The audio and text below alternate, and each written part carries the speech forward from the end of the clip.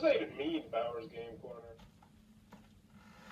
Ahoy there, YouTube! I'm back again at A for another game review, and today I'm very excited to check out Doodle a Droodle, Ready, Sketch, Laugh from the Purple Cow. This is for 1 to 10 players, ages 5 to 99. It'll take about 15 to 90 minutes to play, and in Doodle a Droodle, you are going to be getting this metal piece, and you are going to be putting something right in the center and trying to doodle what you think that piece is, while everyone else will try to guess what you drew. You have a limited amount of time to draw. They have a limited amount of time to guess. It's a very simple party game, but is it good? Let's open it up, and I'll tell you what I think. Alright then, we're going to take a look at what you're going to get inside of Doodle a Droodles. First and foremost, we have a handy-dandy rule booklet. You're only going to need the first page, how to learn the game. The remaining 10 pages are just all the different tiles you're going to get in the game and what they thought they looked like, which is actually pretty humorous to go through when you're playing the game. So in Doodle a Droodle, what you're going to be doing is one person at a time is going to be the doodler, and they are going to secretly draw a tile like so. They're going to plop it in the middle, however they want to plop it in the middle. Then they're going to flip over the sand timer, and they are going to have 60 seconds in order to draw something secretly. So let's see. I will go ahead and make this into a barn. No, I'll make it into, yeah, I'll make it into a house.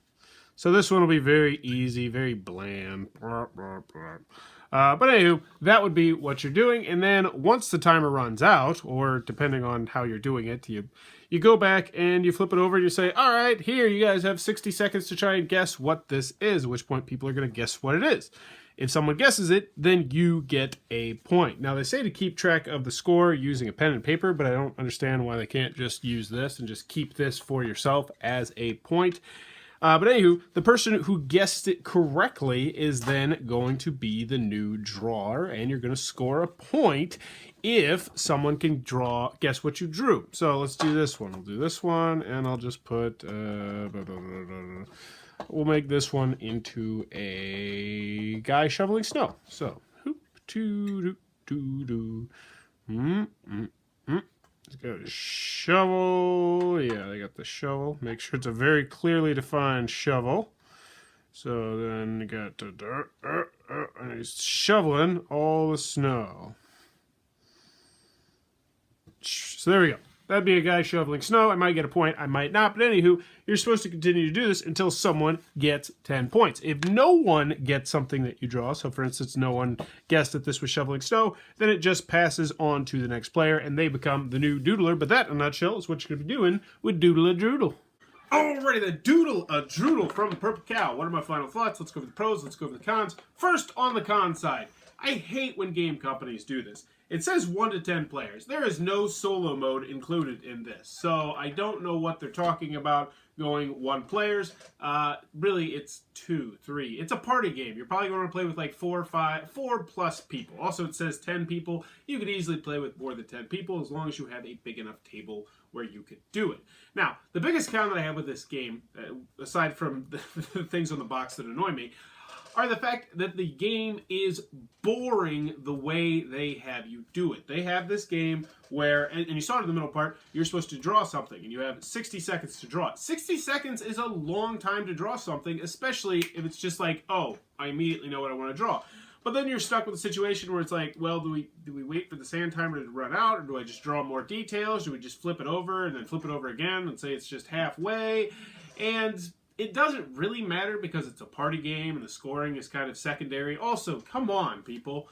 These are the points. You don't need a pen and a paper. Have you not played any other party games that use cards / tiles like this as victory points? But I digress.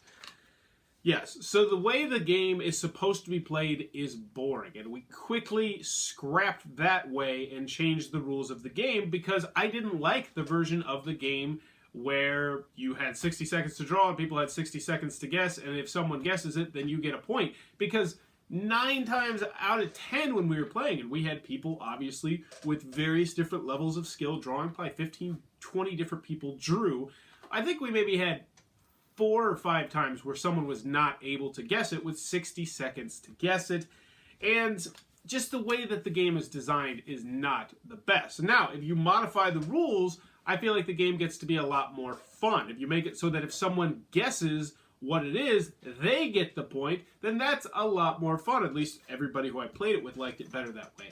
Also, if you make it so that someone just draws in front of you and you just kind of all guessing crazy and frantically, we found that to be more fun. Now, I will say that the way that the base game has more of a hilarious factor where it's like there's that anticipation and you're waiting for them to draw the thing and it's like, oh, what's it going to be? What's it going to be? And then everybody looks at it and just laughs because it's so terrible at first. That is more funny. And you can get some laughs out of that. But for the most part, the downtime in between drawing and people's turns was just not worth it because you might be looking, somebody draws for a minute or somebody just waits there for a minute. You flip it over, somebody immediately knows what it is. And then they now proceed to draw for another minute. So right there, out of 2.5 minutes, 2 of that minutes was spent as downtime. That's just not good design.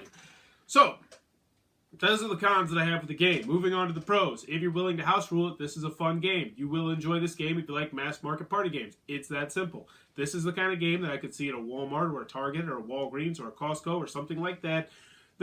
Because it's easy to learn, it's easy to teach. The components are pretty nice. They give you a whole boatload of these things. I also like the fact that they put in the back of the rule booklet what their original thought was for all these different pieces, because it's completely unnecessary. It probably cost them extra money to print 10 extra pages, but it's funny. It does lend itself some laughs when you actually look and see that, oh, this is supposed to be, something silly like a worm taking a peek, or smelly boots, or a finished toilet roll, or whatever.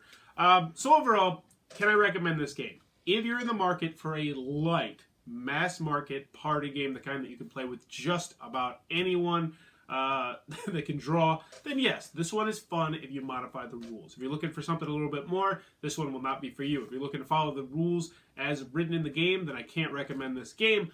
But if you're willing to modify those rules, this is a fun game. If you enjoyed this video, please be sure to click on that subscribe button down below in the comments below. Let me know, modifying rules, should I recommend this game even though I told you point blank that you should modify the rules, or should I just judge the game based on the way the rules are written? Because there's no variance in here, there's no variance in the back or anything like that. They spent way too much time telling you what all their different drawing ideas were. So let me know in the comments below, should I still give my opinion on what the game, how good the game is in a different version of the game, or should I just stick to strictly the nuts and bolts of the game? Let me know. I'm interested. And as always, thanks for your time, YouTube.